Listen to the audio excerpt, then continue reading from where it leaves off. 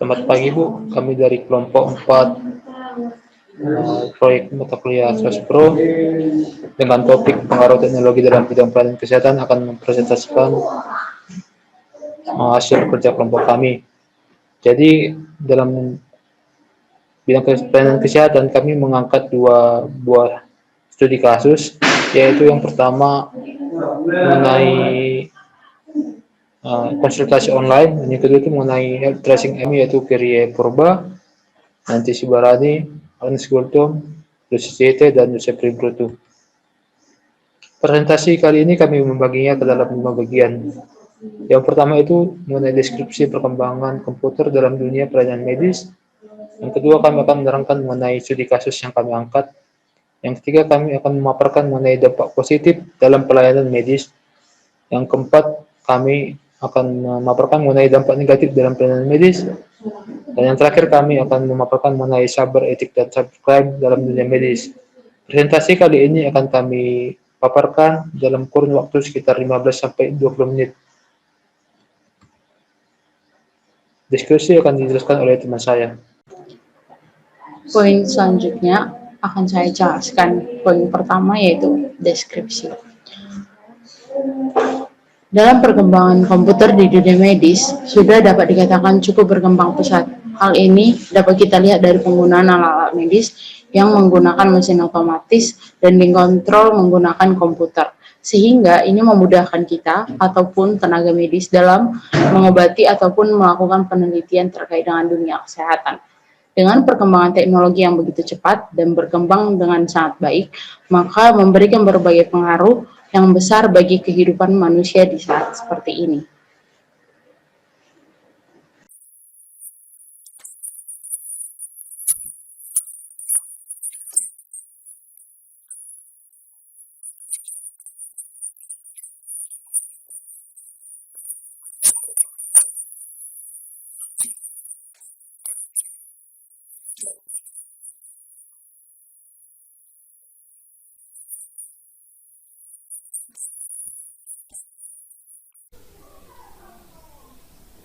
Kali ini saya akan menjelaskan dampak positif dari perkembangan teknologi informasi dalam bidang pelayanan kesehatan. Di sini saya menjabarkan ada 4 poin. Yang pertama itu mengurangi penumpukan antrian pasien di rumah sakit. Yang kedua monitoring secara online. Ketiga menjangkau pasien lebih luas. Dan terakhir mencegah penularan penyakit. Yang pertama mengurangi penumpukan antrian pasien di rumah sakit atau klinik. Melalui aplikasi pelayanan medis yang sudah banyak beredar, penumpukan antrian pasien di rumah sakit dapat berkurang. Pasien yang memiliki sakit ringan dan berat tidak perlu berkumpul dalam satu titik untuk menunggu pengobatan. Konsultasi kesehatan dapat dilakukan melalui aplikasi. Jika memang memerlukan pemeriksaan langsung berdasarkan keluhan yang diberikan oleh pasien, dokter dapat menyarankan pasien untuk langsung ke rumah sakit. Saya akan menjelaskan prosesnya. Jadi jika pasien memiliki sakit, terutama sakit ringan, itu pasien tidak harus datang ke rumah sakit ataupun klinik. Mereka dapat konsultasi dulu melalui aplikasi, memberikan keluhan-keluhan yang diderita pasien kepada dokter, sehingga dokter dapat mendiagnosis penyakit dari pasien. Pasien dapat disarankan untuk istirahat saja atau membeli obat dari apotek misalnya, sehingga pasien tidak harus langsung ke rumah sakit. Dan selain itu, jika memang dokter memerlukan lebih banyak lagi informasi, dokter dapat menyarankan pasien untuk langsung ke rumah sakit. Kemudian yang kedua yaitu monitoring secara online. Pelayanan kesehatan saat ini dapat dilakukan secara online, memungkinkan staf kesehatan memonitoring kesehatan pasien jarak jauh, sehingga pasien-pasien yang sudah seharusnya melakukan pemeriksaan kesehatan terus-menerus itu tidak harus datang ke rumah sakit lagi, tapi dapat melalui aplikasi. Jadi staf kesehatan dapat memonitoring perkembangan kesehatan dari pasien. Hal ini dapat dilihat dari salah satu berita di IDN Times, yaitu terdapat 5 aplikasi yang bisa kontrol kesehatan tubuh. Kemudian yang ketiga yaitu menjangkau pasien lebih luas. Tentunya ini berkaitan dengan sifat aplikasi yang mudah diakses oleh masyarakat, terutama dari berbagai daerah, dapat dari kota ataupun pedesaan. Melalui aplikasi kesehatan ini juga pasien dapat memperoleh pelayanan kesehatan yang sama dengan pasien-pasien di kota besar. Jadi pasien-pasien yang di daerah, pasien yang tinggal di daerah-daerah juga menerima pelayanan kesehatan yang sama dengan pasien-pasien yang ada di kota-kota besar. Hal ini juga membuat pelayanan kesehatan lebih dikenal oleh masyarakat. Ini dapat kita lihat dari salah satu berita dari kelas medis dengan slogannya yaitu layani pasien lebih banyak dengan telemedicine. Kemudian yang terakhir yaitu mencegah penularan penyakit. Pelayanan kesehatan dapat dilakukan secara jarak jauh memberikan keuntungan kepada pasien, di mana pemaparan penyakit yang bersifat menular menjadi lebih sedikit. Ini dapat dilihat dari poin pertama, di mana pasien-pasien itu tidak harus berkumpul di satu titik. Selain itu juga tindakan-tindakan pencegahan penularan pun dapat langsung dilakukan oleh pasien tersebut dari arahan dokter langsung, jadi tidak asal-asalan. Dampak negatif. Beberapa dampak negatif daripada komputer di bidang pelayanan medis, yaitu yang pertama adanya diagnosis, pengobatan, dan juga catatan medis palsu. Kedua, pencurian identitas medis. Ketiga, buruknya pelayanan kesehatan. Keempat, efek ketergantungan. Dan kelima, yaitu kesalahan persepsi. Dari berita berikut kita dapat melihat yaitu adanya judul daripada berita tantangan kecurangan dalam layanan kesehatan, di mana kewaspadaan konsumen yaitu dampak kecurangan pelayanan kesehatan terhadap pasien. Pertama, diagnosis, pengobatan, dan catatan medis palsu. Sejumlah nama pasien diklaim oleh pihak untuk bulan yang bersangkutan hanya sebagian yang benar-benar berkunjung. Sisanya hanya menggunakan kartu identitas tanpa pasien tersebut benar-benar berobat. Hal ini akan memberikan efek negatif sendiri bagi pasien yang dimana kartu identitasnya telah digunakan. Dimana jika pasien tersebut menggunakan asuransi, maka penggunaan asuransinya akan berkurang, sedangkan ia tidak mendapatkan pelayanan kesehatan untuk hal itu. Kemudian berikutnya adalah pencurian identitas medis. Pencurian identitas medis merupakan hal yang paling sering dilakukan, di mana terdapat 250.000 sampai 500.000 orang telah mengalami hal ini. Pencurian identitas medis yaitu digunakannya identitas tanpa sepengetahuan ataupun persetujuan untuk mendapatkan layanan medis atau menjangkau klaim asuransi palsu untuk pelayanan pasien.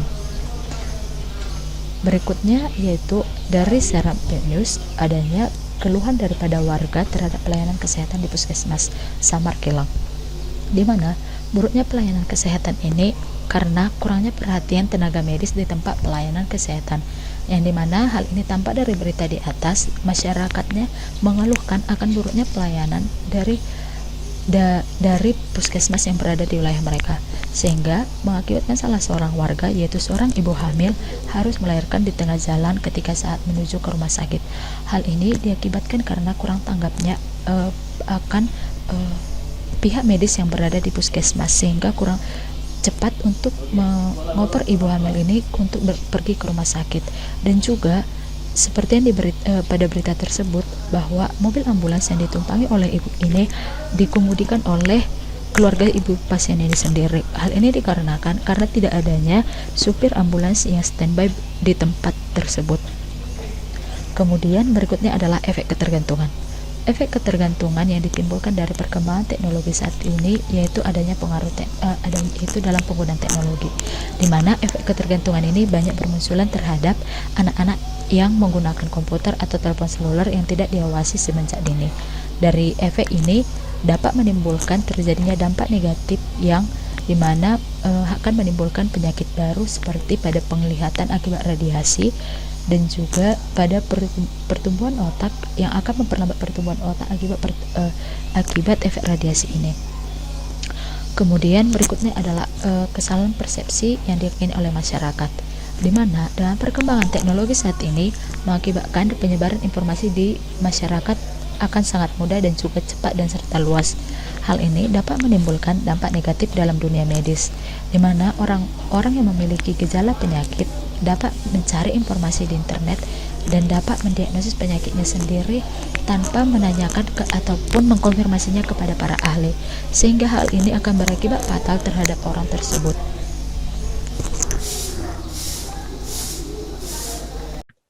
Poin yang kelima merupakan cyber ethic dan juga cybercrime. Di sini kami akan membaginya menjadi dua bagian. Yang pertama merupakan cyber ethic. Cyber ethic itu sendiri atau etika cyber, yaitu merupakan adopsi dari konsep etika tradisional yang digunakan dalam konteks penggunaan dan pengembangan teknologi komputer dan juga jaringan internet. Internet itu sendiri identik dengan cyberspace atau dunia maya. Cyberspace itu sendiri merupakan sebuah ekosistem bioelektronik di mana semua tempat yang memiliki telepon, kabel koaksial, fiber optik, atau electromagnetic wave. Dunia cyber selalu berubah dengan cepat, tidak mengenal batas teritorialnya. Orang yang berada di dalamnya dapat melaksanakan aktivitas tanpa harus menunjukkan identitas, dan kebanyakan informasi yang berada di dalamnya merupakan informasi yang bersifat publik. Dalam kasus yang kami angkat, yaitu aplikasi Halodoc, terdapat beberapa cyber ethics yang dapat kami sorot. Yang pertama merupakan kejujuran. Hal ini yaitu merupakan penyedia layanan kesehatan harus memastikan bahwa informasi, termasuk konten yang diklaim, dan produk-produk kesehatan yang mereka tawarkan merupakan benar dan tidak menyesatkan masyarakat. Yang kedua yaitu kualitas. Kualitas di sini merupakan bahwa penyedia layanan kesehatan harus diwajibkan untuk menyediakan informasi yang akurat, mudah dimengerti, dan selalu untuk diperbarui. Yang ketiga merupakan privacy. Privacy di mana penyedia layanan kesehatan harus menghormati serta melindungi privasi pengguna, memastikan keamanan layanan mereka untuk mencegah akses-akses yang tidak sah. Hal ini didukung dalam halaman halodoc.com yang menyatakan bahwa transaksi apapun yang mereka lakukan bersifat aman, nyaman, dan dapat melakukan konsultasi dengan bebas dengan dokternya. Kemudian yang keempat merupakan informed consent. Hal ini bermakna bahwa penyedia layanan kesehatan harus menghormati hak pengguna untuk menentukan data apa saja atau data pribadi apa saja yang dapat mereka kumpulkan, digunakan, dan juga dibagikan. Yang kelima yaitu profesionalisme. Di sini bahwa tenaga kesehatan memberikan nasihat ataupun perawatan kepada masyarakat dengan mematuhi kode etik dari masing-masing profesi tersebut. Hal ini didukung dari Warta Ekonomi yang menyatakan bahwa aplikasi Halodoc telah memenuhi standar data pasien dan sudah mengambil sumpah dokter sebagaimana ketentuan dari profesi tersebut. Hal ini juga didukung oleh Halodoc yang menyatakan bahwa Halodoc konsultasi dokter praktis dan terpercaya yang dituliskan dalam republiksio.net. Selanjutnya terkait dengan cybercrime akan dijelaskan oleh teman saya.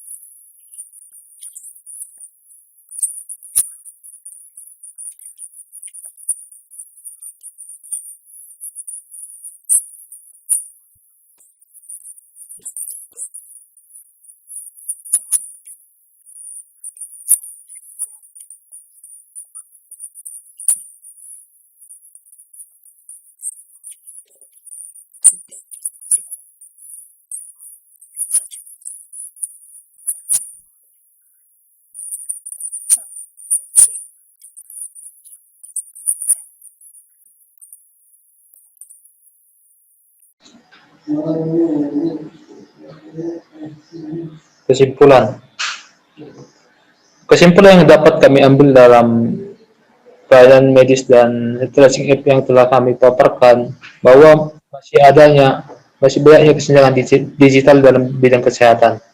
Misalnya di platform seperti Halodoc, Telemedicine, Halo Dokter, dan lainnya. Pada platform tersebut sudah bisa untuk merequest tempat untuk melakukan rapid test. Namun, untuk kota yang tersedia masih terbatas. Hanya dalam kota-kota besar seperti Jakarta, Bandung, dan lain sebagainya. Untuk tempat yang di pedalaman, misalkan di kabupaten tertentu itu dia belum bisa untuk menjangkau request untuk melakukan rapid test. Jadi kami simpulkan bahwa masih terdapat kesenjangan digital di Indonesia dalam bidang kesehatan. Ini merupakan berita bahwa adanya kolaborasi antara Halodoc, dan BPJS Kesehatan. Dalam berita ini disampaikan bahwa Halodoc dan BPJS Kesehatan itu bekerja sama untuk mengharapkan bahwa keduanya dapat menjangkau masyarakat di pedalaman.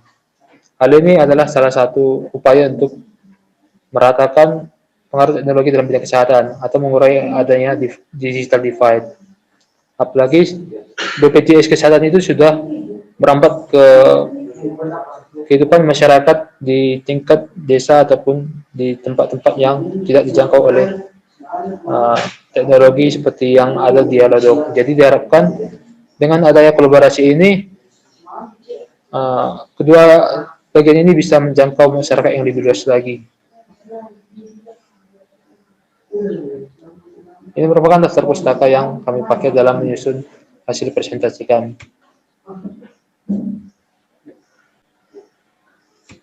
Demikianlah presentasi kami mengenai penggunaan teknologi dalam bidang kesehatan. Adapun kurang lebih yang kami sampaikan, kami mohon maaf apabila adanya kesalahan yang kami lakukan. Atas perhatian dari Ibu, kami ucapkan terima kasih dan salam sehat.